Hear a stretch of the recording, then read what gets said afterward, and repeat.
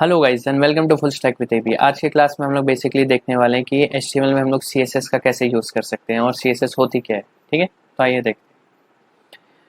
तो जैसे कि आप मेरे स्क्रीन पे देख सकते हो, ये मैंने एक बेसिक एचटीएमएल यहाँ पे अभी लिख के रखा है। तो बेसिक एचटीएमएल हमें पता है कि एचटीएमएल किस काम में आता है। तो जैसे भी हमें एक वेबसाइट का ढांचा बनाना हुआ, ठीक है, एक स्ट्रक्चर बनाना हुआ, तो हम लोग उसको एचटीएमएल के थ्रू बनाते हैं। ठीक है, लेकिन अगर उसी ढांचे को हमें सुंदर दिखाना है, ठीक है, उसको कलर करना है, उसको डिज़ाइन करना है, तो हम लोग सीएसएस यूज़ करेंगे। ठीक है, कास्केडिंग स्टाइल शीट बोलते हैं उसको। ठीक है, तो हम लोग बेसिकली इस जगह पे सीएसएस का ही उपयोग करेंगे उसको खूबसूरत बनाने के लिए। तो एचटीएमएल के थ्रू हम लोग ढांचा बनाते हैं, स्ट्रक्चर बनाते हैं, और सीएसएस के थ्रू हम उसको बेहतर दिखाते हैं। ठीक है, तो आइए देख लेते हैं कि सीएसएस, अलग अलग तरीके के सीएसएस हम लोग कैसे यूज़ करते हैं। सीएसएस बेसिकली तीन प्रकार के रहेंगे यहाँ पे। और सीएसएस होता क्या है, पहले इनिशियली मैं बता देता हूँ कि वो तीन प्रकार के रहते हैं।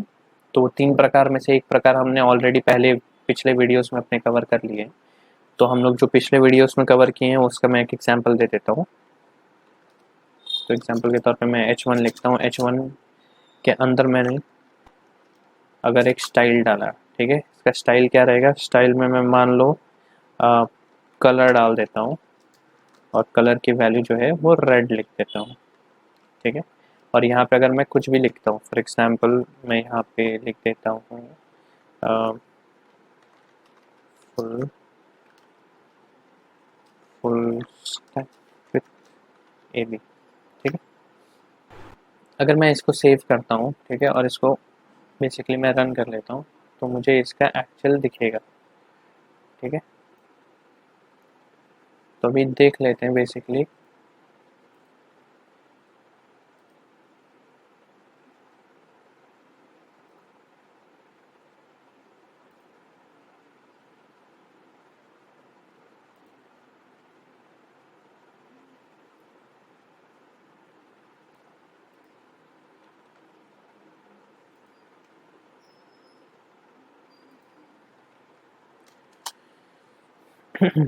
जी, तो जैसा आप देख सकते हो मैंने यहाँ लाइव सर्वर के थ्रू किया। आप डायरेक्टली ऐसे अपने जहाँ पे भी यहाँ पे आपका index.html फाइल रहेगा, उस पर राइट क्लिक कर सकते हो, फाइल एक्सप्लोरर में जाके उसको वहाँ से भी डायरेक्टली आप कर सकते हो। ओपन विथ पे क्लिक करो और ओपन विथ में जाके आप अलग अलग अपने टेक्स्ट एडिटर या जो भी चीज़ से आपको खोलना है बेसिकली उसको डिफाइन कर सकते हो। ठीक है, तो अभी मैंने यहाँ पे लाइव एडिटर के थ्रू खोला, तो यहाँ पे आप देख सकते हो कि मैंने H1 में स्टाइल डाला और वो स्टाइल का कलर मैंने वहाँ पे सेट कर दिया कि कलर रेड रहेगा। ठीक है, तो ये एक तरीका है सीएसएस डालने का। तो पिछले वीडियोस में हमने जो देखा कि स्टाइल हम लोग यूज़ करते हैं, स्टाइल एज एन एट्रीब्यूट हम लोग यूज़ करते हैं किसी टैग के अंदर, तो वो बेसिकली हमारा सीएसएस ही है। ठीक है, तो अभी सीएसएस का मैं एक फॉर्मल डेफिनेशन आप लोगों को बता देता हूँ कि सीएसएस एक्चुअल में होती क्या है।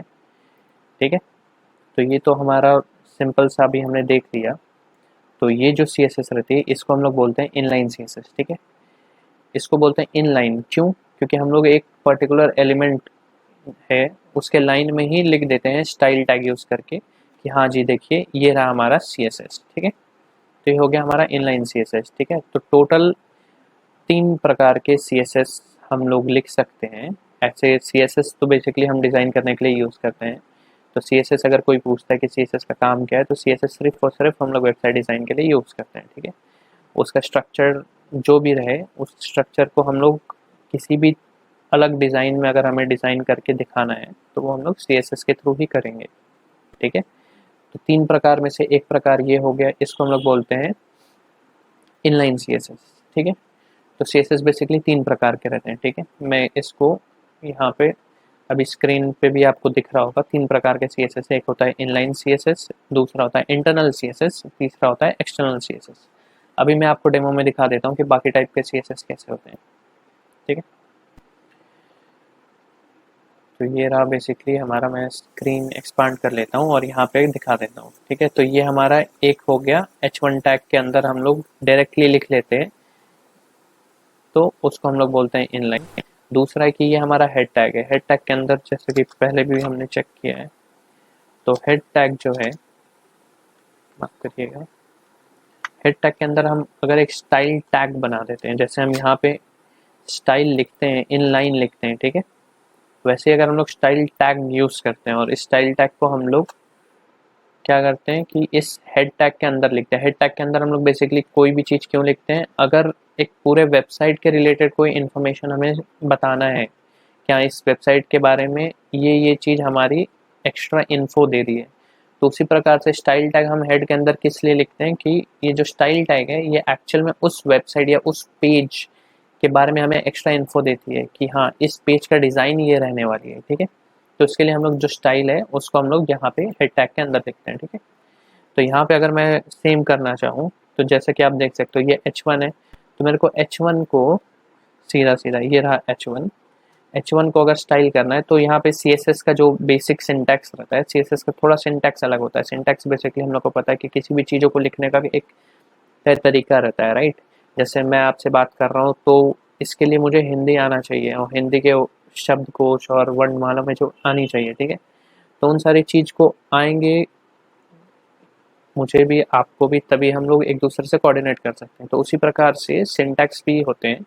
तो सिंटैक्स बेसिकली क्या रहता है कि जितने भी अलग अलग लैंग्वेजेस हैं उन लैंग्वेजेस को एक कंप्यूटर की भाषा में अगर हमें चेंज करके कंप्यूटर को समझाना है, ठीक है, तो उसका एक तय तरीका रहेगा जिस तरीके में हम लोग उसको लिख सकते हैं, ठीक है। तो वो तरीका ही सिंटैक्स होता है।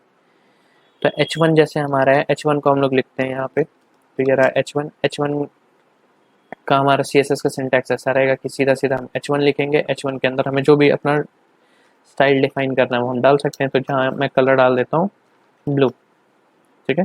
फिर यहाँ पे हम लोग उसको से एंड कर देंगे सेमीकोलन से, ठीक है। सेव करता हूँ, तो जैसे ही मैं सेव करूँगा तो आप देखोगे यहाँ पे कुछ भी इफेक्ट नहीं लिया। मैं इसको रिफ्रेश भी करके दिखा देता हूँ, कुछ भी इफेक्ट नहीं लेगा, ठीक है। अभी मैं बताता हूँ क्यों, क्योंकि यहाँ पे भी CSS के भी कुछ रूल्स होते हैं, ठीक है। तो सबसे पहला रूल जो रहता है कि अगर हम जो ये 3 तरीके के CSS लिखते हैं तो सबसे इसमें एक प्रायोरिटी का केस रहता है, ठीक है, जिसको हम लोग स्पेसिफिसिटी CSS में बताते हैं। CSS क्लास में उसके बारे में अधिक बताऊंगा। तो सिंपल सा तरीका ये है कि जो भी हम CSS लिखते हैं सबसे ज़्यादा प्रायोरिटी मिलता है इनलाइन CSS को, उसके बाद की जो प्रायोरिटी रहेगी वो मिलती है अपने इंटरनल CSS को, उसके बाद जो प्रायोरिटी मिलेगी वो हमें मिलेगी एक्सटर्नल CSS को, ठीक है। तो उसको हम लोग उसी प्रायोरिटी को हम लोग स्पेसिफिसिटी भी बोलते हैं CSS के टर्म में, ठीक है। स्पेसिफिसिटी थोड़ी और अलग अलग तरीके से हम लोग चेंज कर सकते हैं, तो उसके बारे में हम लोग CSS के लेक्चर्स में आगे देखेंगे। तो अभी के लिए यहाँ से मैं इंटरनल जो स्टाइल है उसको क्या करता हूँ, हटा देता हूँ और सेव कर देता हूँ। तो जैसे ही मैंने सेव किया, देखिए अभी क्योंकि ये यहाँ पे मैंने डिफाइन करके रखा है तो ये वाली जो कलर है वो उसने ले ली, ठीक है।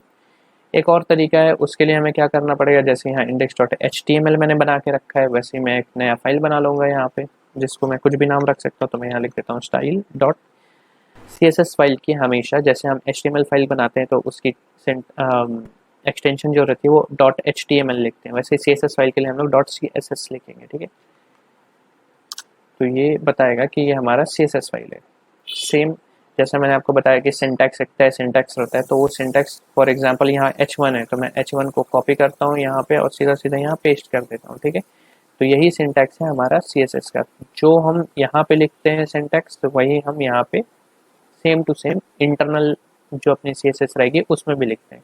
सिर्फ जो इनलाइन CSS रहती है उसकी सिंटैक्स थोड़ी अलग रहती है, उसमें हमें ऐसा करली ब्रेस और यहाँ टैग मेंशन नहीं करना पड़ता क्योंकि हम लोग उसी एलिमेंट के अंदर ऑटोमेटिकली ही लिखते हैं। तो हमें सिर्फ स्टाइल जो एट्रीब्यूट है वो लिखना पड़ता है और कोड्स के अंदर सीधा सीधा ऐसा जो भी अपना प्रॉपर्टी हम डिफाइन कर रहे हैं CSS का वो लिख देना पड़ेगा, ठीक है। बाय द वे, जैसे हम यहाँ किसी टैग के अंदर हम लोग कुछ लिखते हैं, यहाँ पे हम लोग लिख रहे हैं कुछ भी, यहाँ पे अगर प्रॉपर्टी वगैरह या एट्रीब्यूट, इसको हम लोग बेसिकली एट्रीब्यूट बोलते हैं। तो वही CSS के टर्म में अगर हम लोग CSS के बारे में बताएं कि ये CSS है और CSS के अंदर हमें कलर डालना है, तो ये कलर हो गया या बाकी भी अगर मेरे को फॉन्ट चेंज करना है, उन सभी को हम लोग प्रॉपर्टी बोलते हैं CSS में, ठीक है। तो ये CSS की प्रॉपर्टी हुई कलर जो है। तो अभी मैं क्या करता हूँ, यहाँ से इसको जो स्टाइल टैग है इसको हटा देता हूँ और सेव करता हूँ, और यहाँ पे जाके अपना ये जो फाइल है style.css इसको भी सेव कर देता हूँ। जैसे ही मैं सेव करूँगा यहाँ देखिए कुछ भी चेंज नहीं हुआ, ठीक है। इसका एक प्रॉब्लम है अभी, ठीक है। ये प्रॉब्लम एक्चुअली क्या है कि हमने यहाँ पे स्टाइल की फाइल बनाई लेकिन हमारे index.html में हमने कहीं पे बताया ही नहीं यार कि मेरे को ये स्टाइल तो यूज़ करना है। तो उसको करने का तरीका क्या है कि हम लोग यहाँ पे बेसिकली एक टैग यूज़ करते हैं, जिसको हम लोग बेसिकली यूज़ करके यहाँ पे जो एक्सटर्नल स्टाइल शीट है उसको डालेंगे, ठीक है। तो उस टैग का नाम है बेसिकली लिंक टैग, ठीक है। लिंक टैग अभी हम लोग कैसे यूज़ करते हैं आइए दिखाता हूँ। ये रहा लिंक टैग हमारा। तो हम लोग बेसिकली लिखते हैं वो टैग में लिंक, और उसमें तो एट्रीब्यूट रहते हैं जो हमें डिफाइन करना पड़ता है। तो एक रहता है एट्रीब्यूट रिलेशन, जो जिसको हम लोग REL से लिखते हैं। उसमें हम लोग को डिफाइन करना रहता है कि बेसिकली रिलेशन जो है वो किससे होने वाला है। तो यहाँ पे हम लोग डाल देंगे स्टाइल शीट, ठीक है। CSS कास्केडिंग स्टाइल शीट जो अपनी है, तो यहाँ पे हम लोग स्टाइल शीट डाल देंगे। और href प्रॉपर्टी हमने ऑलरेडी देखा है। हम लोग एंकर टैग के टाइम यहाँ पर हम लोग बेसिकली जो यहाँ पे ये सेल्फ क्लोजिंग नहीं रहेगा, ठीक है।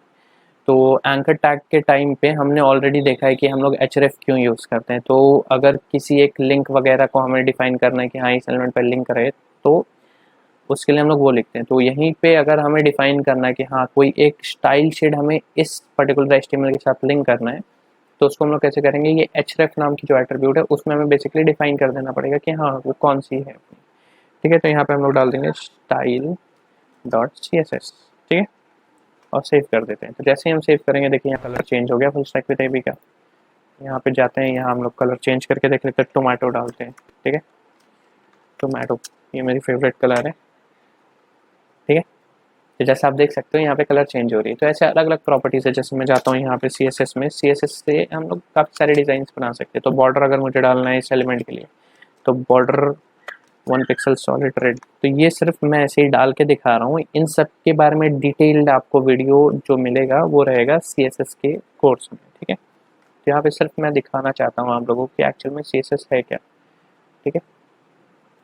तो यहाँ पे देखो जैसे मैंने बॉर्डर डाला, अभी ये एलिमेंट जैसा आपको पता है कि H1 ऑलरेडी एक ब्लॉक एलिमेंट होती है। तो ब्लॉक एलिमेंट क्या करता है कि पूरा का पूरा स्पेस ऑक्यूपाई करता है। तो यहाँ पे देखो ये स्पेस जो है वो ऑक्यूपाई करके रख रहा है, ठीक है। अभी ये पूरा यहाँ पे एंड पे टच क्यों नहीं हो रहा है, यहाँ पे एंड पे टच क्यों नहीं हो रहा है, क्योंकि एक प्रॉपर्टी है, ठीक है। हमारी जो बॉडी की प्रॉपर्टी देती है, यहाँ पे अगर हम जाते हैं तो ये जो बॉडी टैग है इसमें कुछ डिफ़ॉल्ट प्रॉपर्टी पहले से ही डाली हुई रहती है जिसको हमें हटाना पड़ता है। तो उनमें से एक प्रॉपर्टी हो गया मार्जिन, एक हो गया पैडिंग, ठीक है। तो यहाँ पे अगर हम लोग इंस्पेक्ट करके अगर मैं आपको दिखाता हूँ, चलो मैं दिखाई देता हूँ, ठीक है।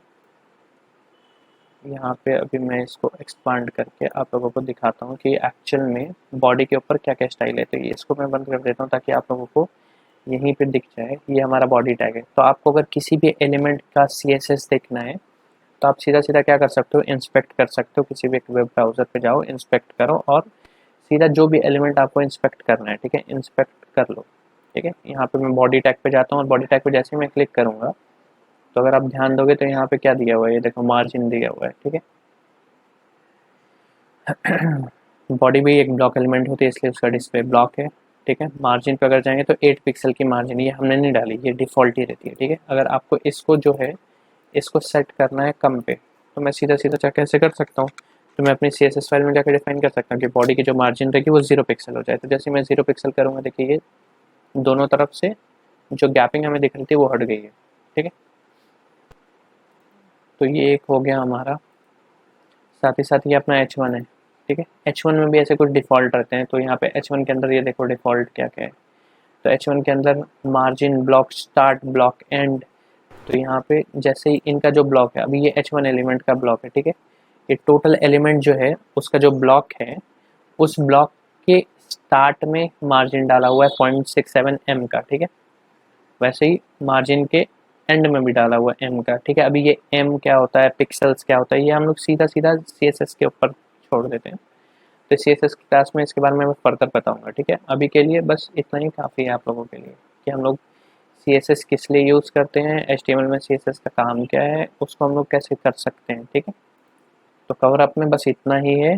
CSS 3 प्रकार के हम लोग तरीके यूज़ कर सकते हैं CSS को इंपोर्ट करने के लिए। एक तो है हमारा इनलाइन, दूसरा है इंटरनल, तीसरा है एक्सटर्नल, ठीक है। इनलाइन हो गया हमारा सेम लाइन पे अगर हम लोग CSS डिफाइन करते हैं style tag, style attribute use करके, स्टाइल टैग यूज़ करके अगर हम लोग हेड में जाके एक स्टाइल टैग क्रिएट करते हैं और CSS उसके अंदर लिखते हैं तो उसको हम लोग बोलते हैं इंटरनल CSS।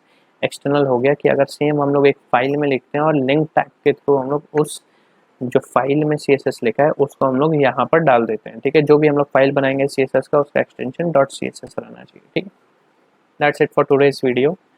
नेक्स्ट बाकी के हम लोग चेक करते हैं अगले HTML के कोर्स पे। Thank you.